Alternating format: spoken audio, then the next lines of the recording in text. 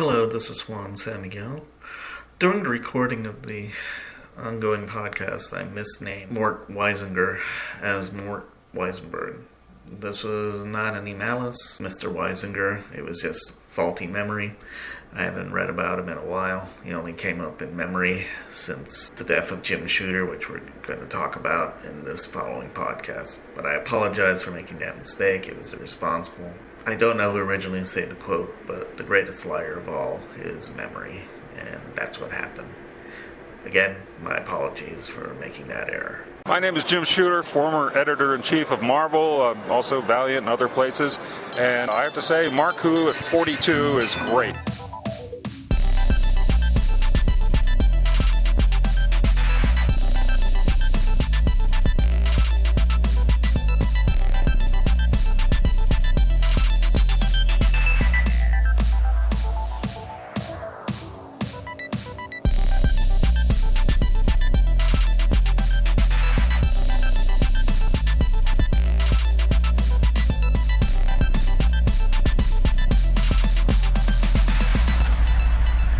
Hello everybody, this is Juan Orlando for Mark Who 42. This week Mark couldn't be with us. He's busy at a con, so we're going to do a show, a similar show that we did a few weeks ago. We're going to honor somebody who has left us, Jim Shooter, and I'm going to be helped by my good friend Pat Russell, also in Apopka.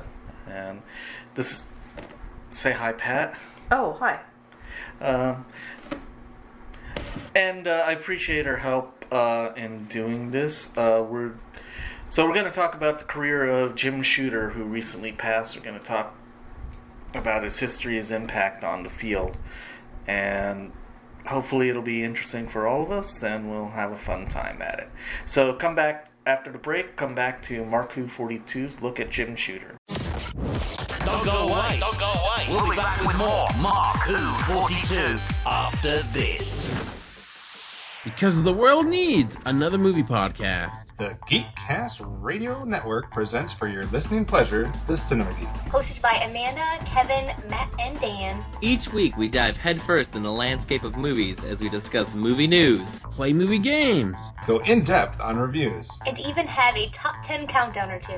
Also, don't miss our director retrospective series, where we review noted directors' movies film by film. Bottom line is, if you love movies and love podcasts, you need to experience the Cinema Geeks. You can find us on iTunes, Blog Talk Radio, or GeekCastRadio.com.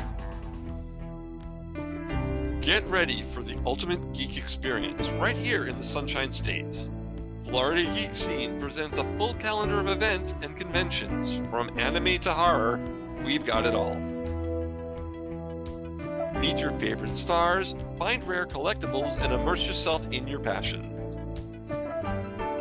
Experience the thrill of cosplay and witness amazing live performances. Stay up to date with the latest news and reviews all across Florida.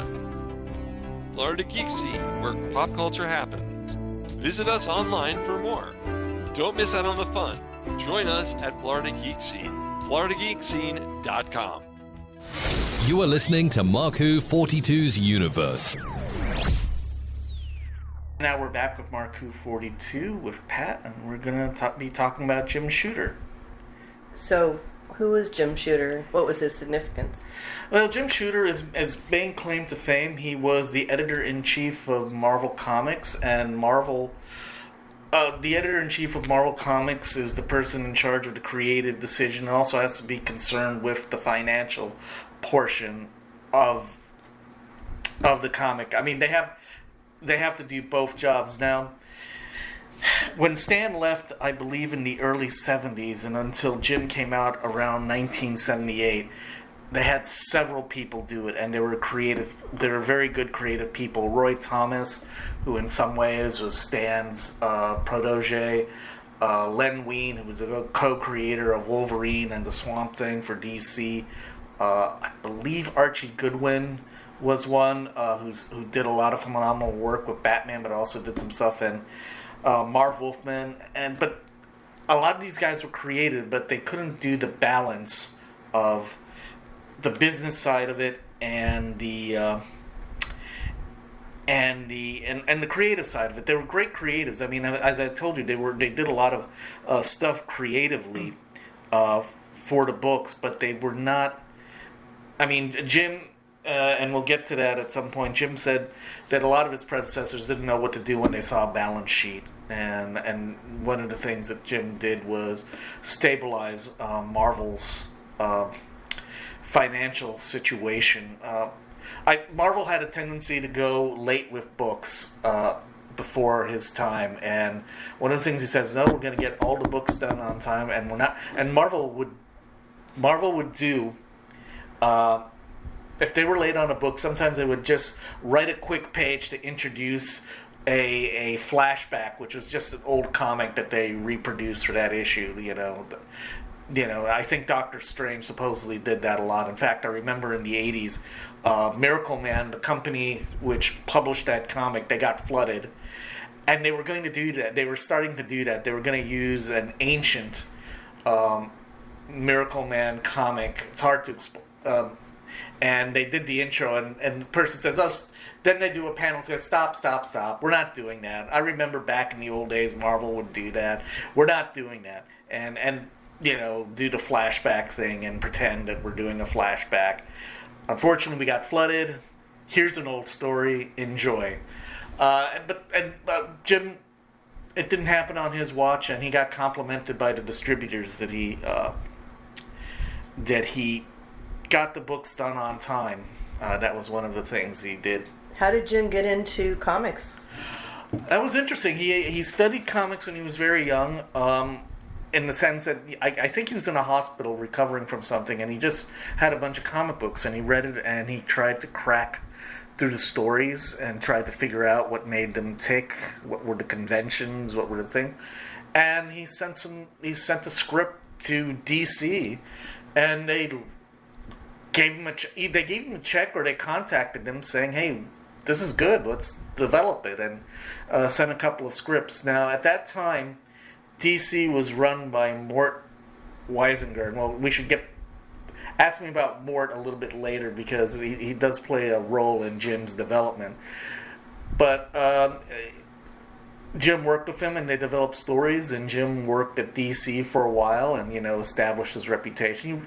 He really wanted to work with Marvel, because I think Marvel was the edgier. I mean, there's one story about Mort that I'll tell you right now, was that, they were looking at a Spider-Man comic at the office, and he goes, there's two panels of him talking with his aunt. Who wants to read this? And Jim, being very quick, says, "Oh, I do," because there was characters. I mean, Marvel.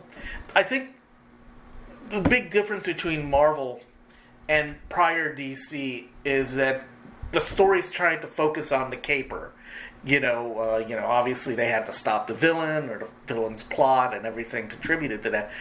You didn't take time, to think about, well, what's Bruce Wayne's relationship to his girlfriend, unless it's part of the plot, or, same thing with Superman. I mean, unless Lois is in danger, or Lois is somehow key to whatever the plot contrivance was, you didn't really get to see the inner lives. It's not like they would talk about their vacations or give any character depth to what they were going, or their families. I mean, Superman and Batman, their parents were dead when they started, getting active. I mean, that was one of the big changes in the 80s, that John Byrne says, well, wait, he's not that old. He can have living parents, and so that's why, Jim kind of saw that Marvel's attraction. He eventually did work for Marvel in the 70s as a writer and editor, working his way up until he got the big job.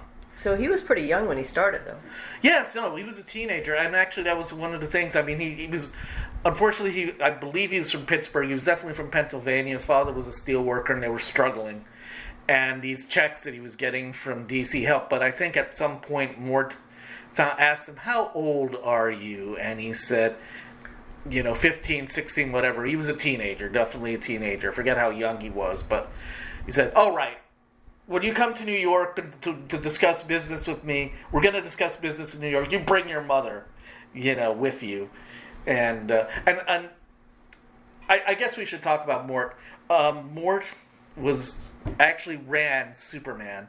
I think from the late 40s to the early 50s. He ran the whole line, and at that time, it was Superman, Action Comics, Adventure Comics, Superman's best friend Jimmy Olsen, Superman's girlfriend Lois Lane, and I think they had The World's Finest, and there's probably another book or two. Maybe there's one more book that I'm not thinking about. So he ran the whole line, Superman, and he was talented as an editor, but he had a very bad managerial style. He used to like to yank people's chains. Like Julius Schwartz, who was a famous editor, said that. Like he would tell Kurt Swan, "Hey Kurt, some people say you're not pulling your weight. Your drawings of Superman aren't as great as they were a few years ago." Now the thing is, if you had a strong personality, you would push back until Mort cut it out, not playing your games. Some people with weaker personalities, and sadly, one of the persons was, in my opinion, Superman's co-creator, came back and did some writing in the late 50s, early 60s, and unfortunately, he allowed Mort to manipulate him somewhat. I mean, Julius Schwartz did the same thing, pushed him back, and he was a very demanding. When Jim Shooter would work on a script, it's a good script that goes, "It will do. You're my charity case because your family would starve if I didn't help you out." But he would tell him all sorts of things, like how to read a balance sheet.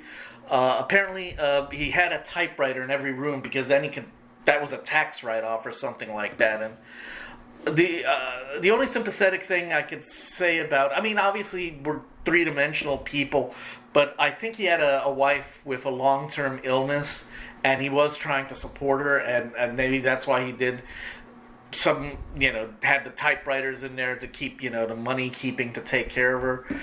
But he was a manipulator, and he would usually call when Mort and Jim started this relationship.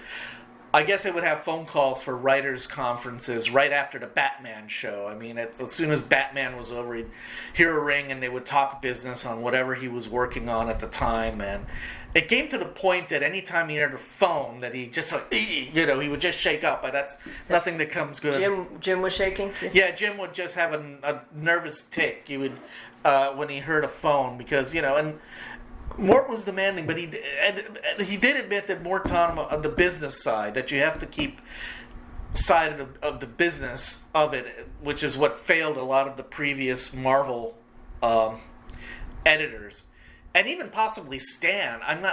Stan eventually became the publisher, and I don't know how good he was because he also had to take care, distribution and all that business. I've read 2 biographies on Stan. I've never been clear if he was okay or he was get glass-eyed and would rather, do the constructive. But, Jim claimed that the only 2 people who did his job well was him and Paul Levitz, who was DC's equivalent as a lead editor. Stan didn't necessarily have a lot of good things to say about Jim Shooter. In Stan Lee and the Rise and Fall of the American Comic, there's a quote, "From a creative standpoint, Jim Shooter's Marvel was by and large a wasteland of formulaic self-imitation and blatant profit-seeking." How would you see that? I kind of disagree with that. I mean, I think there was the thing about Jim was that obviously I told you he was very big on the business, and he, obviously he would make decisions. Not only creative, but also on the business side. I mean, he did try to make very good creative decisions, and some of them were very good. I mean, the Phoenix storyline that Chris Claremont was doing originally was going to culminate in the Dark Phoenix, the alternate Phoenix. If you've seen the movie, she has the Phoenix entity has a dark side, which has possessed Jean Grey, and the thing is, Dark Phoenix destroyed a planet. She destroyed a planet. I think, I remember John Byrne and Chris Claremont, one of them said, yeah, we got out of hand and she destroyed a planet of asparagus people because, they drew them in a weird way. Obviously, they're aliens. So, originally the plan was that they were going to have a big fight, and at the end they would exorcise the Phoenix entity from Jean Grey. And Jim, obviously Jim would see, all these storylines coming and goes, no, wait a minute. She is a Marvel hero, and she just committed mass murder. This can't stand. Our heroes stand for something, and if they do something wrong, there has to be consequences. And I think he ordered to kill Jean Grey.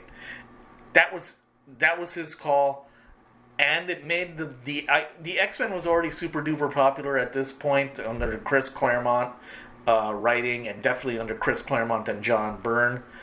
But the rating, this was 1980. The sales went up. I mean, I think if it wasn't then, after Jean's death, was the X-Men was possibly the widest read comic book in the English-speaking world. That they were number one, and that's why it took them like 15 years to get a movie made eventually. But sometimes he would make decisions that would alienate people. I mean, you're working on a story and goes, no, we're not doing that. I don't see that's a good story. Kill that story, write something else, and that's going to rub people the wrong way. I mean, at the end, he's the boss. And I remember at a convention, I can't remember the woman, she did write at Marvel Comics, and she admits that, Jim would make these decisions, but she kind of, I don't know if at the time or later thinking about it, that Jim was doing it for the big picture, that he would make these decisions not callous out of, I'm going to, put you down. But no, he felt that this was the best thing for the company. And I guess, I think I read that article. A lot of people complained that he was making Marvel into his own vision, and maybe that was good and bad in some places. But I think at that time, Marvel was doing pretty good. Although I think by the end of the 80s, DC had places to go creatively better, and maybe we can discuss that as a side topic. So what was the new universe, though? The new universe was one of the things that didn't work, and they did put a lot of publicity for. What happened was Marvel was celebrating its 25th anniversary. The anniversary of the Marvel Age begins in 1961 with the Fantastic Four, which at this time of recording has just done a tremendous movie, which hopefully we'll talk about in a future episode.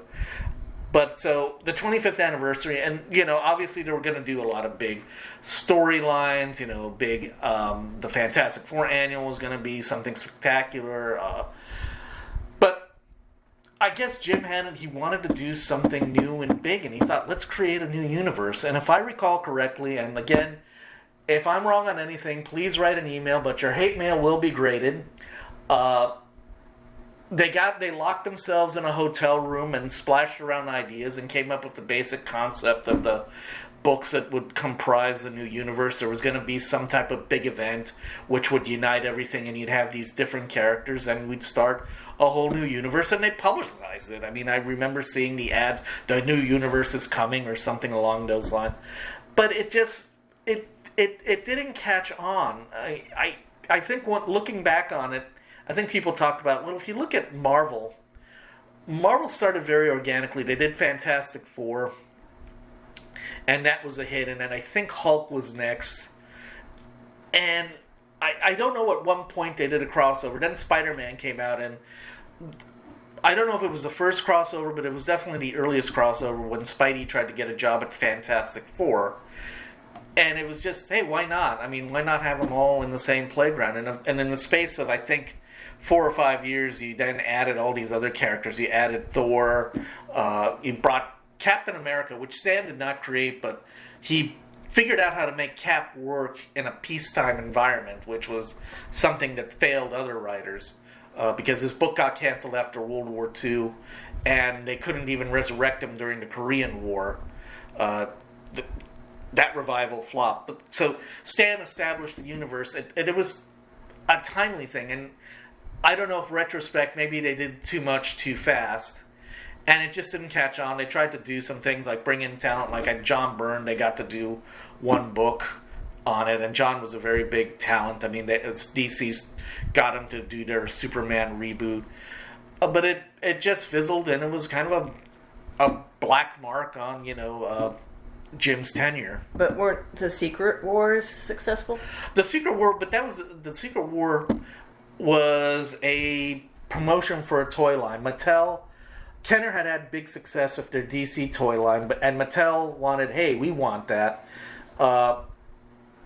And so they contacted, Marvel, didn't have a toy line, and they said, let's do a toy line.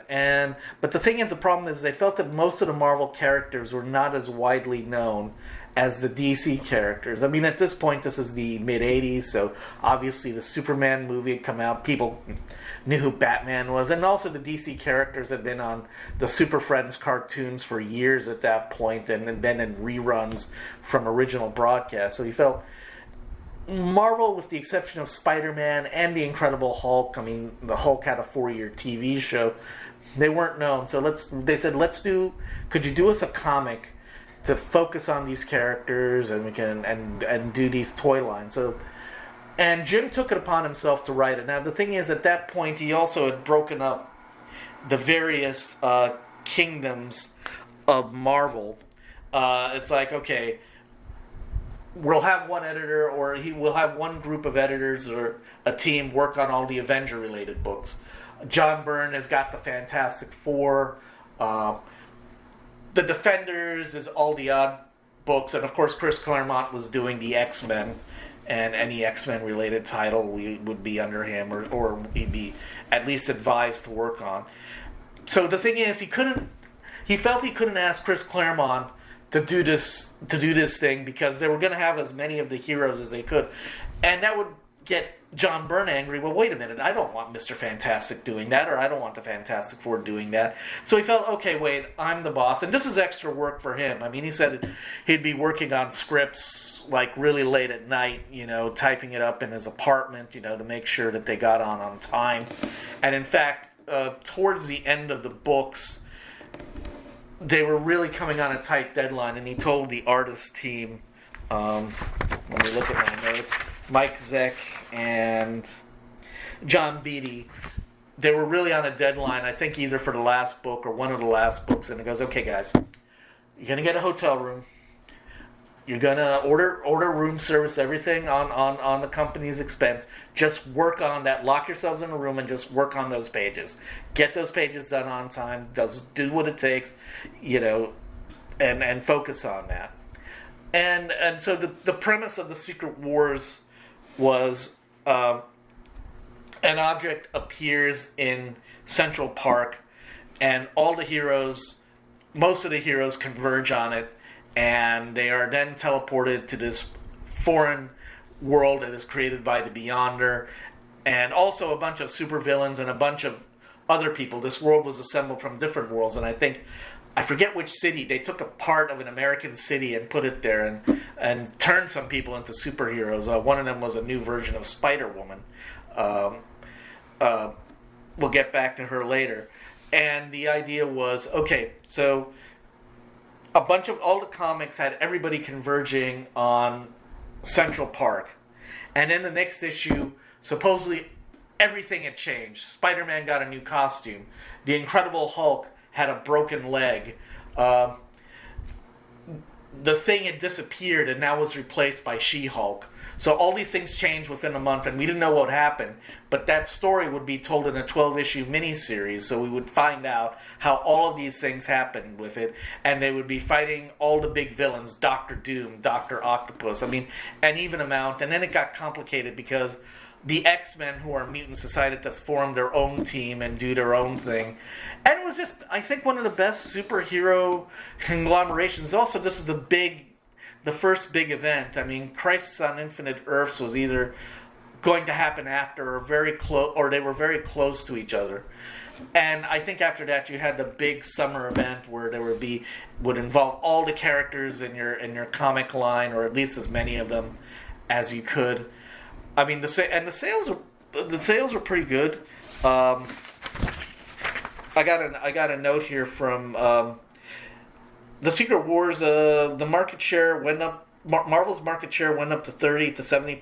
DC's went to 30. Actually went down, but the market got so big that DC's share was bigger than ever before. So it was a monumental success. Now, some people felt that maybe, some people get tired of the summer event because, what are they going to do this time? And, cynicism or fatigue sets in like in anything else. But I think it was very fun. I mean, I think I reread it on Marvel Online reasonably. It was a good action adventure book for its time. I mean, I think Jim tried to do some development with Doctor Doom because, he felt there's more to Doom, and actually John was also doing that as in the main Fantastic Four book, but Doom did have kind of a sense of honor, even though he's a very obsessive thing. I remember another thing that came out in Shooter's time, I don't know how connected was the official handbook of the Marvel Universe, which was a encyclopedia of all the Marvel characters, and supposedly they said that Doom is obsessed with three things. One, to conquer the world. The second, to rescue his mother from essentially hell as far as he's concerned. And 3, to kill Reed, because I think he blames Reed for at least the explosion which got him kicked out of the college that they were both at. And he wanted to develop it. I mean, now the creature that brought them all to this world was called the Beyonder, and you never saw him in this book. He was just a force saying, "Hey, I brought you over here. I want to know what makes you guys tick. Have fun." And also they had the other threat that the Beyonder also brought in Galactus, who decided, "Oh, a new planet. I'll just suck the life energy out of the planet. It's there." So, so that's another complication to the problem. But at some point, if I remember correctly, the Doom gets the Beyonder's powers, and first thing he does is heal his face. And then we got to wonder, well, wait, what is Doom up to? Is Doom going to use this power for good, or is he going to go nuts? And he wanted to play around with Doom's character. So I think he did. I think everybody tried to put their work in it. It's still remembered. I mean, of the 2 times I saw Shooter in person, one was at Florida SuperCon, which at the time of this recording was just last week. Not the SuperCon where I saw Jim, of course. I saw Jim at the 2015 SuperCon. But our illustrious leader was just there 2 weeks ago a week ago at the time of this recording. And they were in 2015. They were celebrating the 30th anniversary. Actually, I just realized it's 10 years ago. The book has been out for 40 years now, and sadly, Jim died. I don't know if it was on the anniversary date or not, but it was a big accomplishment, and it did change the industry. What did you think about when you saw Jim? How did you feel about that? Impressive. He seemed to know. He knew his game. I mean, he was a very confident man. I mean, he was very assured. He's also very tall. I mean, I assume in the show notes I took a picture of him, and I'm pretty sure Mark will probably use that for the promotion of this episode. He was very self-assured. He was a smart guy. I mean, I asked him a question because when he talked about the toy line that they established, and he talked about all the moving parts, I just realized, well, wait a minute. Are you saying, was the reason that they put in the Spider-Mobile, was that in order to get a toy license? He goes, yeah, that didn't go over well. Because, essentially, I guess the toy company said, hey, let's give Spider-Man a Spider-Mobile and we'll sell it. And I remember seeing the toy in toy stores as a kid, and believe it or not, I didn't realize in the comic they actually put it in there.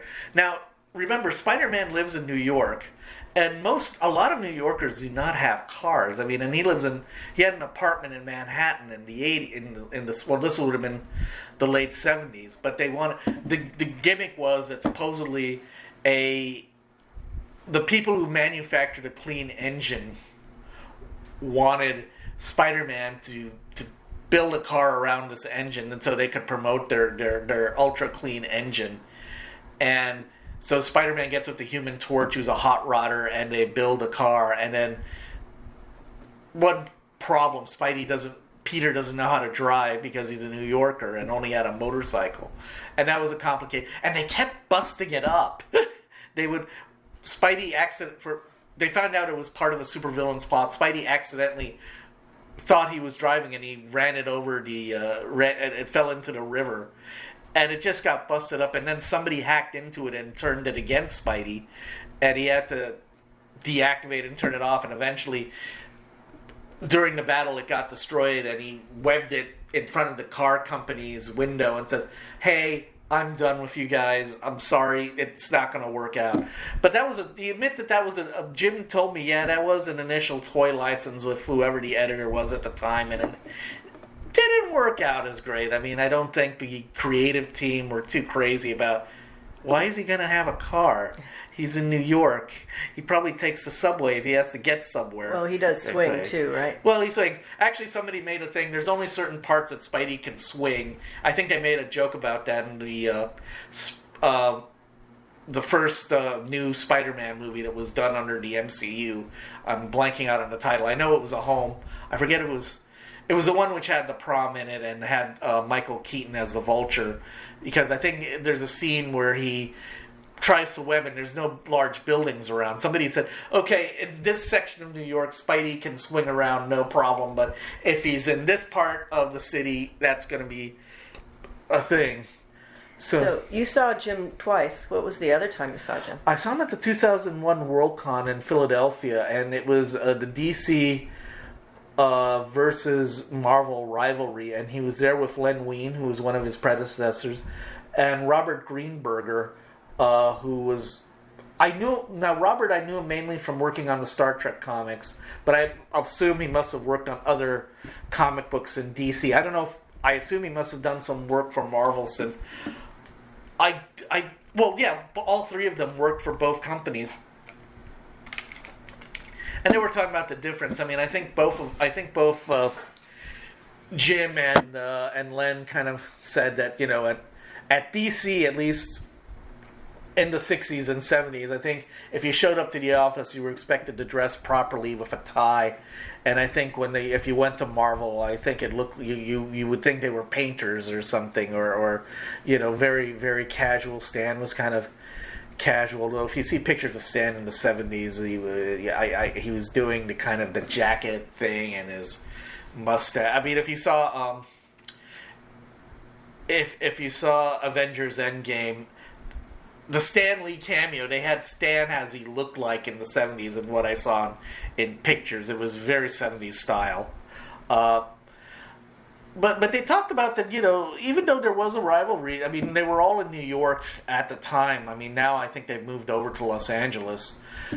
And even that was 2001, I think in the 90s or at some point, one of the offices moved somewhere further away that they would not see each other at restaurants or something.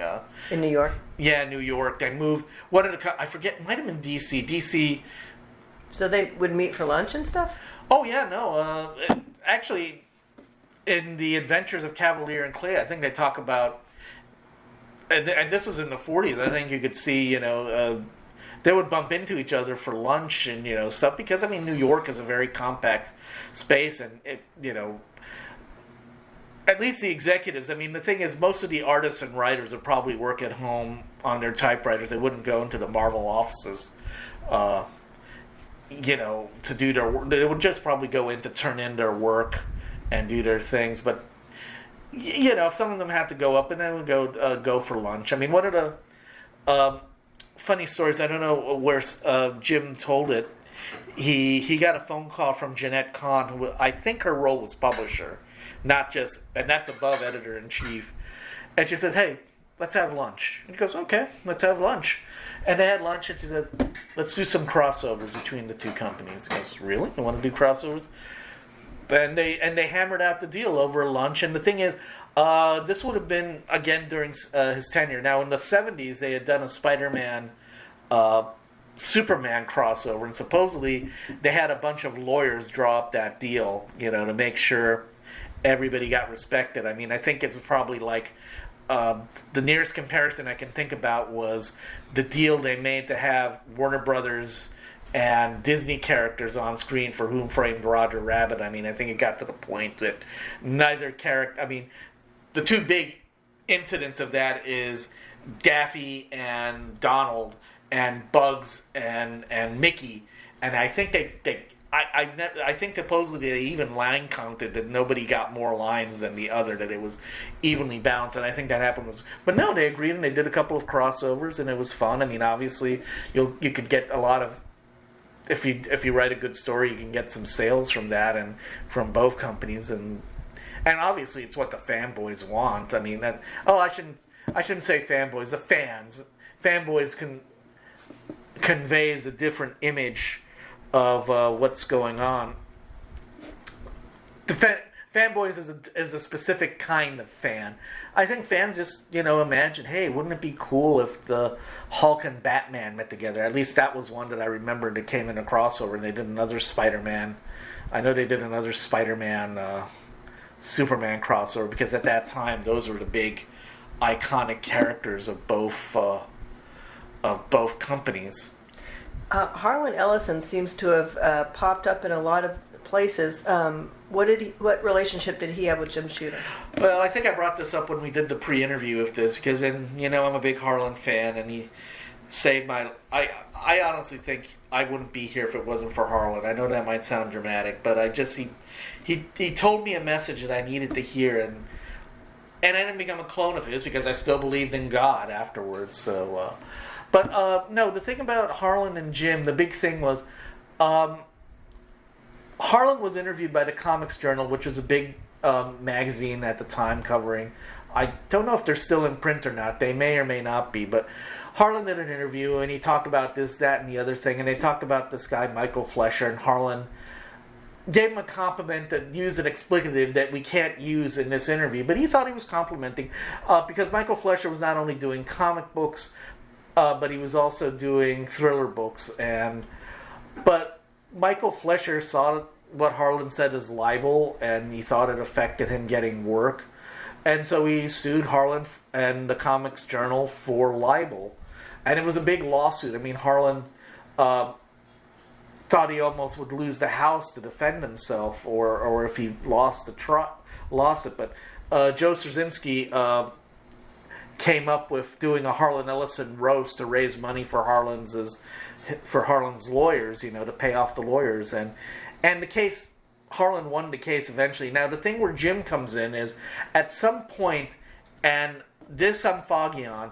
One thing I got to remember to put in the show notes is Jim Shooter testified, and what I got to put in the show notes is some video podcast actually read the testimony of this trial, and Jim's part of the trial. And the thing is, if I recall correctly, and again, if I'm wrong, please correct me, I think the plaintiffs, Fleischer's attorneys, called up Jim to testify. Essentially, I think they were trying to prove that is the reason you didn't employ Fleischer was because of this interview, and it gave, the testimony had to establish Jim's role and how the comic industry works. So, and it was several pages long. I mean, actually, the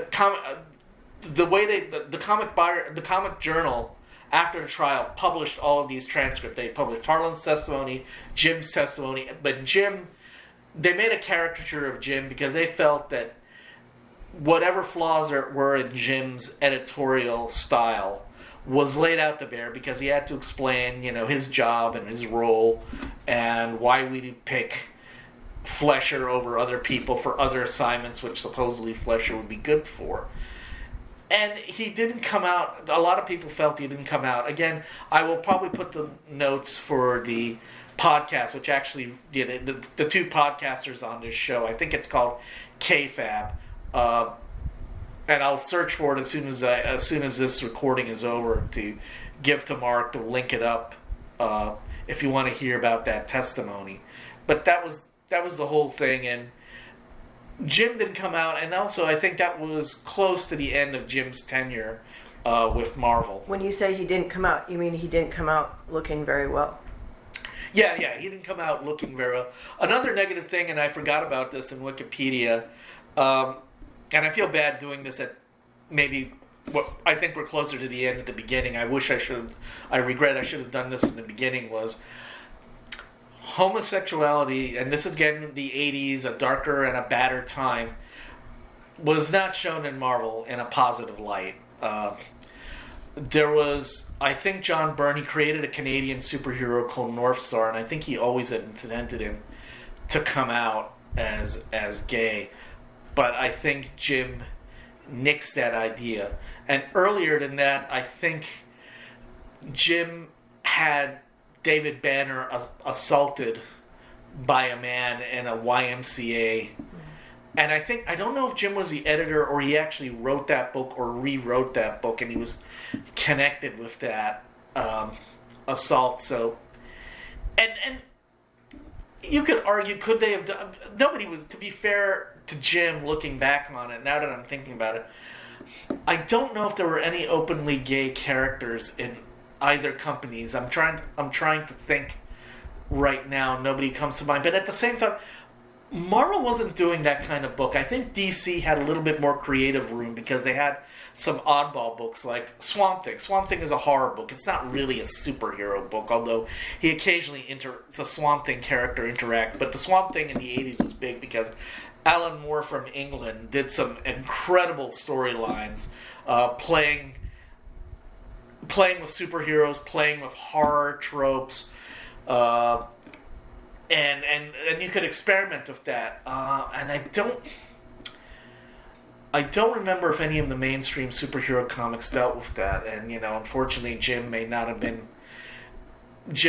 responsible for why at least that was his policy, or at least at the time that wasn't going to happen under his watch. But it might not have happened on anybody's other watch because the times, and thank God the times have moved on. I mean, North Star, the character, eventually came out in the 90s, if I recall correctly, or after Jim left. Although not necessarily in the best way, because it's like in the middle of a fight. It's like, I think he's in the fight with a super. Well, guess what? I'm gay, and punch, and it was just kind of crazy.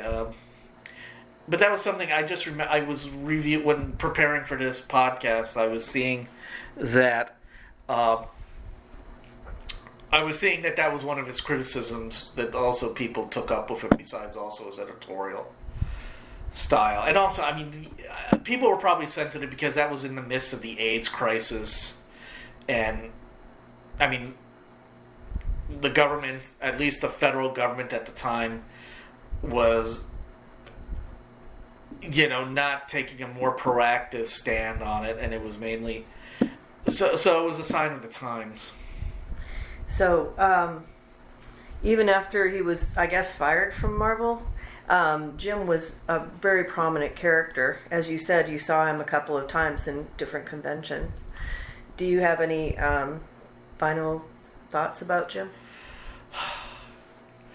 He went after Marvel. He went working for various companies. He kept himself employed, and I know he went. I think he went to work for Valiant and did some stuff for them. Actually, there is a funny story. When the Marvel MCU, I think I found this out at SuperCon, when the MCU was getting super duper popular by 2015, the powers that be figured out, wait a minute, technically you didn't sign a contract. We don't own the rights of the Beyonder. Technically you could sue us if we use the Beyonder. And supposedly on the boards right now, at the time of this recording, there is Avengers Secret Wars, supposedly, or Secret Wars is in play right now. And they said, wait, and if they want to use the Beyonder, they were afraid that Jim might. And Jim said, okay, look, I'll sign the paperwork, look. It's probably looking at a cost benefit. He thought it's why fight them on it, so he signed off his rights. And speaking about that, I mean, there's some other interesting stories. I mean, in my two meetings, he talked about some guy came up with the idea of the Black Spider-Man costume, which would show up in Secret Wars, and the guy submitted the idea, and unfortunately, the guy was not a good writer. He just had the idea. They tried to test him out to see if he could be a writer, but he didn't have the stuff. I mean, Marvel at the time had the Marvel tryout book, and I guess they gave you they might have given you a storyline to either write a script or an outline, and it just wasn't working out. But they paid him $500 to use that idea. And it's like, hey, we don't think you're a writer, but that is a good idea, and you deserve to get paid for that idea.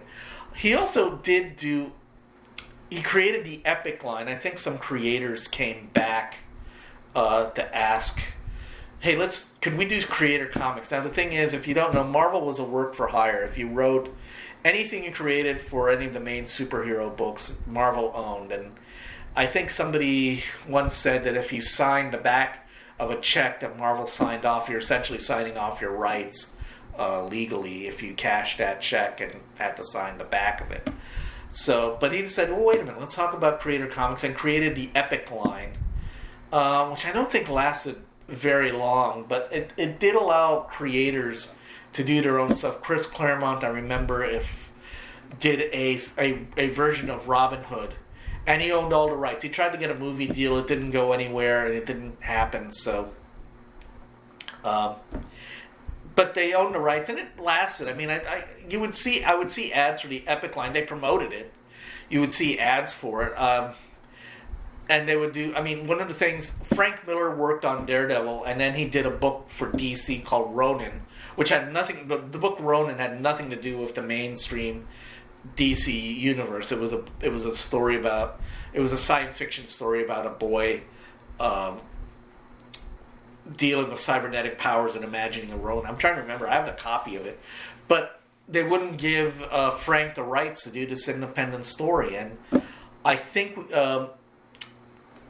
Jim was able to get Frank back for a little while before he did Dark Knight, or maybe even after he did Dark Knight, to do an Elektra comic book, which I think it was Elektra Assassin, that he would have to, at least he would have some creative control, and get, he did that for the Epic line. So you're saying Jim gave authors more rights?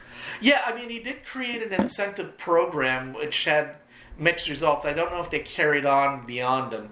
I mean, the sad thing is, I don't know if Jim would have had better luck in the 90s than Tom DeFalco and DeFalco. The 90s was a very rough time, I think, everywhere for comics, because I think the heads, the people who controlled the money were taking the wrong lessons from what was big.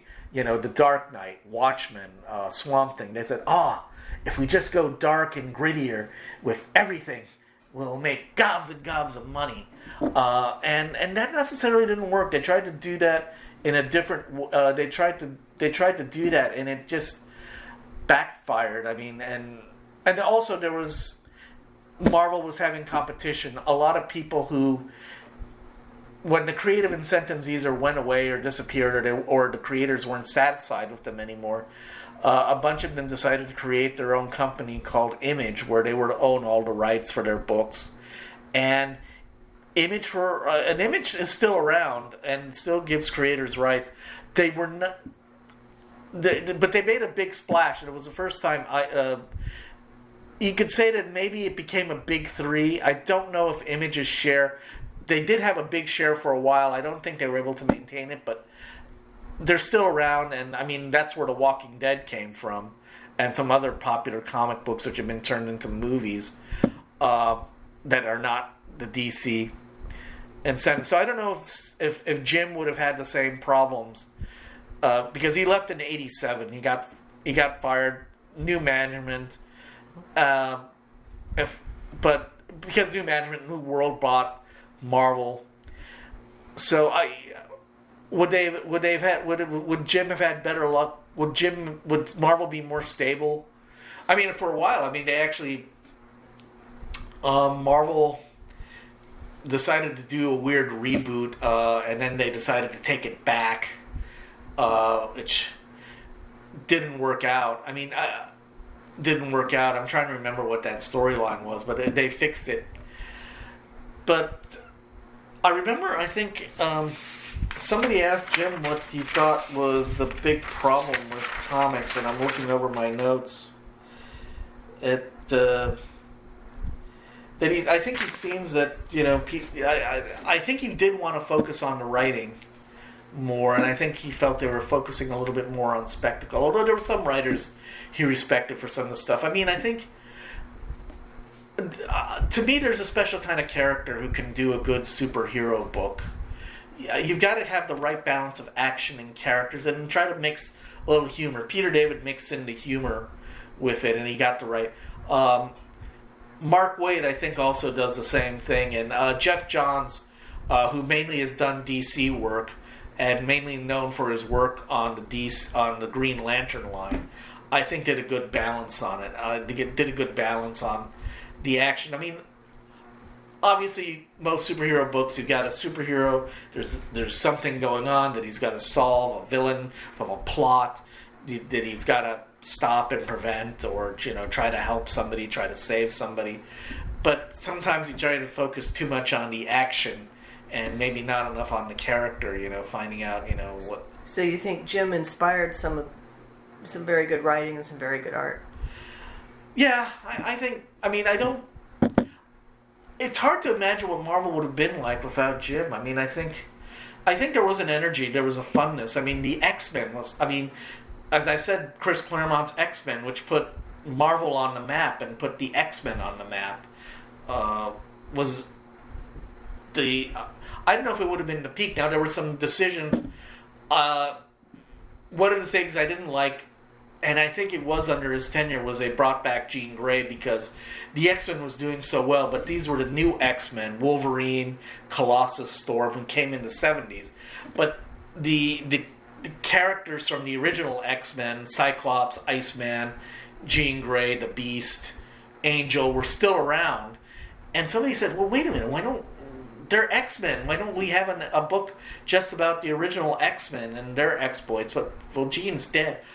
Let's bring her back. That was. Unfortunately, there have been a lot of deaths and resurrections that come in, and this is a small tangent.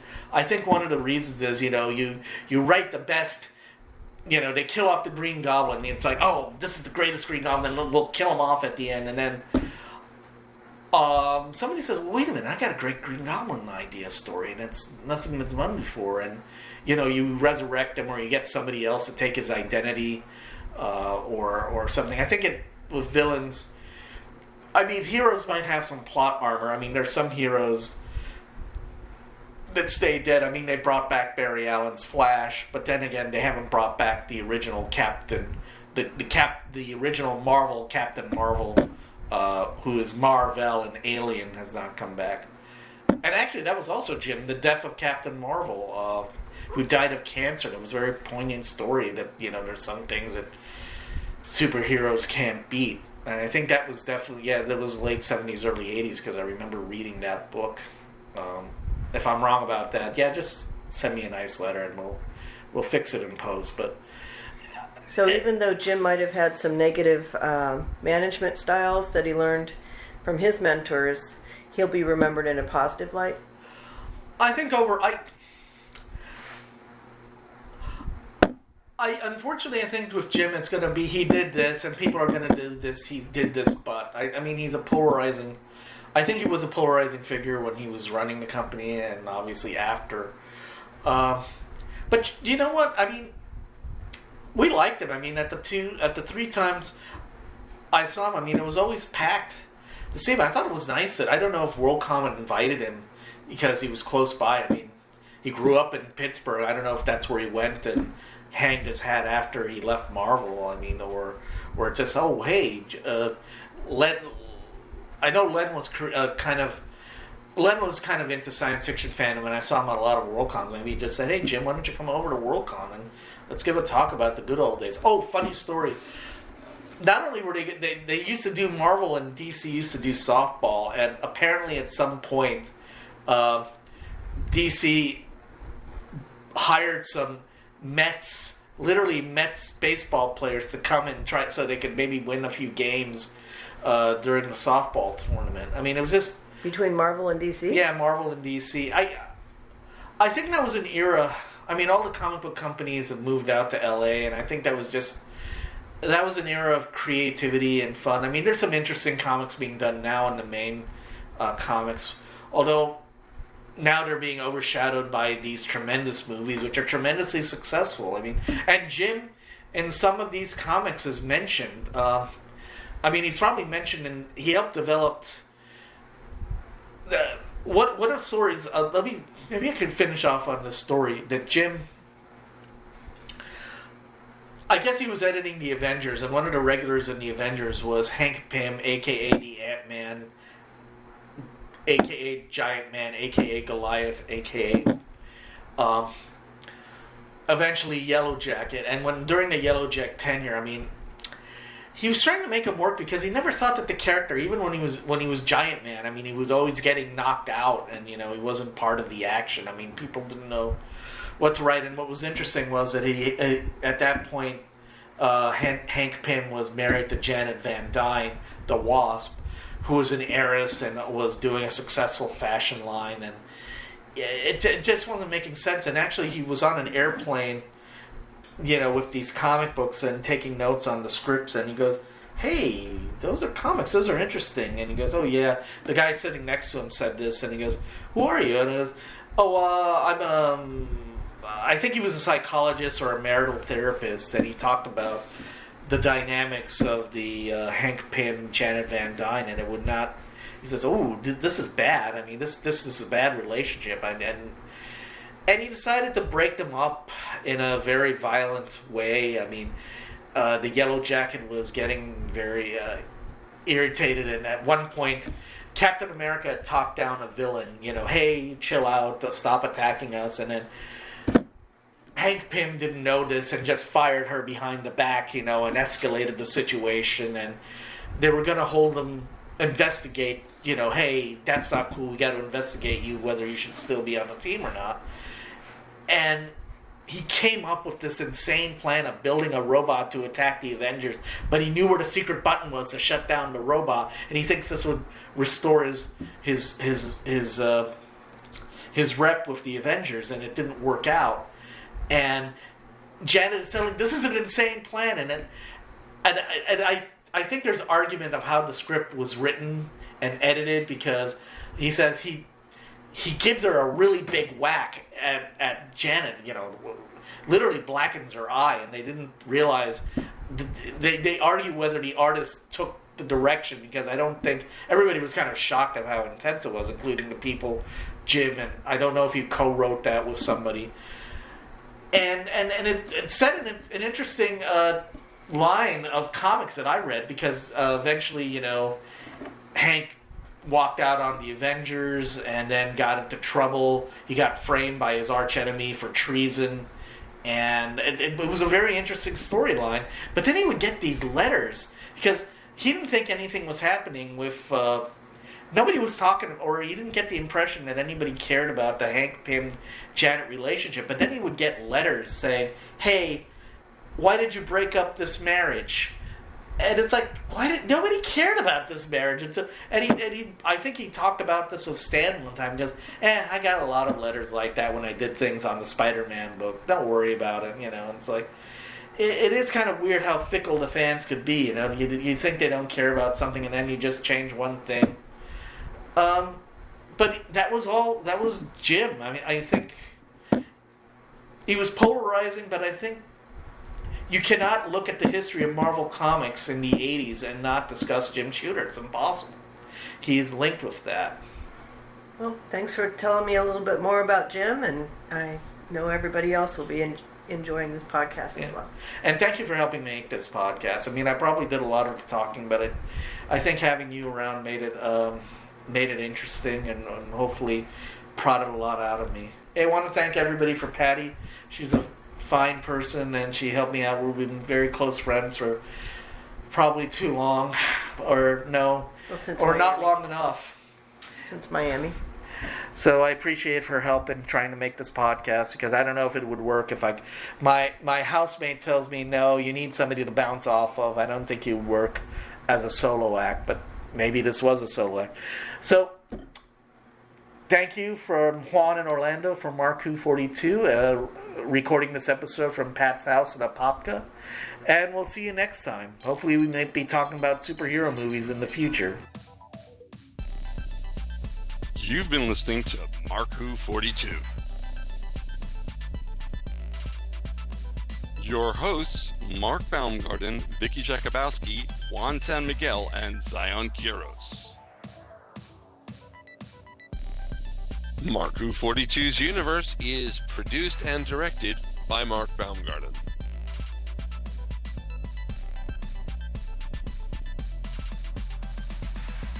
Copyright 2025.